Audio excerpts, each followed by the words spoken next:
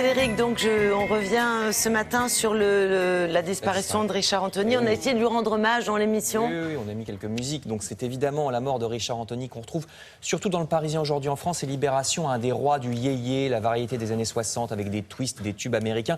Ça avait été un rajeunissement à l'époque, tout à coup, dans le monde du disque. Anthony était son deuxième prénom parce que son vrai nom c'était Richard Anthony Tesh. Richard Anthony était ses deux prénoms.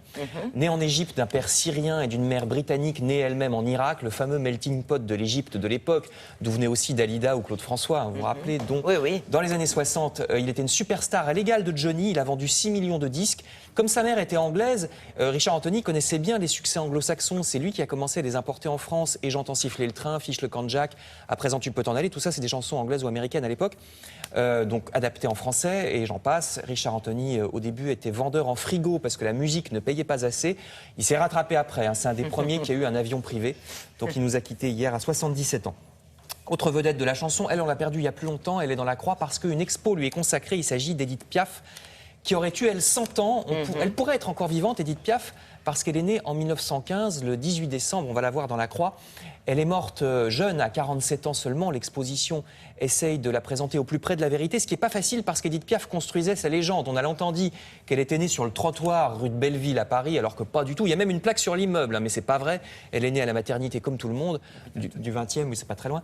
Exposition très bien fichue, nous dit la croix, avec ses robes, des photos, des films. C'était la grande bibliothèque dans le 13e à Paris jusqu'à fin août. Autres expos. Dans l'Humanité, là, il s'agit de peinture, d'abord à Cassel, dans le Nord, expo sur la peinture flamande des 16e et 17e sur le thème de la mer. Vous voyez à l'antenne un Bruegel, c'est jusqu'au 12 juillet au musée de Flandre à Cassel, près de Dunkerque. Original aussi, cette autre exposition, toujours dans le Nord, au musée d'art moderne de Villeneuve-d'Ascq. C'est sur une artiste suisse qui s'appelait Aloïse Corba, qui a la particularité d'avoir vécu presque 50 ans en hôpital psychiatrique. Vous voyez, un de ses dessins années 60, un peu Picasso ou Chagall. Alors c'est vrai qu'elle était un petit peu bizarre dans son comportement, cette femme, mais elle serait sûrement pas enfermée dans un asile aujourd'hui. C'est donc aussi une expo sur la dureté des normes sociales au XXe siècle. On était facilement vu comme un déviant qu'il fallait soigner. Donc c'est à Villeneuve-d'Ascq, près de Lille, jusqu'au 20 mai.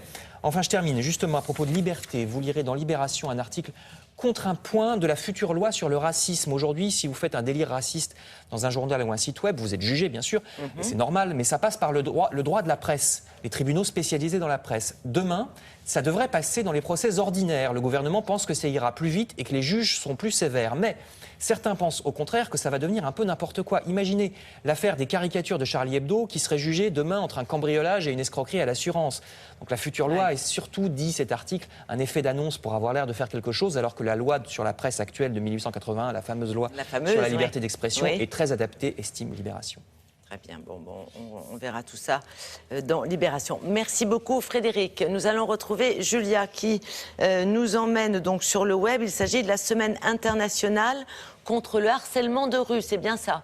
Exactement, le chiffre a choqué, il est très simple. Toutes les femmes qui utilisent les transports en commun aujourd'hui ont subi au moins une fois dans leur vie du harcèlement sexiste ou carrément une agression sexuelle. Ce sont les chiffres du Haut Conseil de sécurité à l'égalité hommes-femmes. Ce chiffre fait réagir et du coup nous avons cette semaine, vous le disiez, la semaine contre le harcèlement de rue. On va en reparler cette semaine parce que beaucoup de choses se passent sur le web, notamment une information en fait à la suite de ces chiffres. Une dirigeante d'entreprise, présidente d'une organisation patronale a tweeté qu'il était plutôt sympa de se faire siffler dans la rue. Du coup, évidemment, beaucoup de réactions sur Internet. On dénonce son sexisme, sa capacité ou ses habitudes à prendre le métro ou pas. Et du coup, sur Twitter, vous avez un hashtag qui a été créé qui s'appelle Plutôt Sympa. Un hashtag, c'est quoi? Je vous le rappelle, c'est une page sur Twitter avec ce mot, cette définition qui va relier tous les gens qui vont parler de ça. Et c'est une page qui sert aux gens, aux femmes, par exemple, d'écrire leurs agressions, les moments où elles pensent avoir été victimes de quelque chose,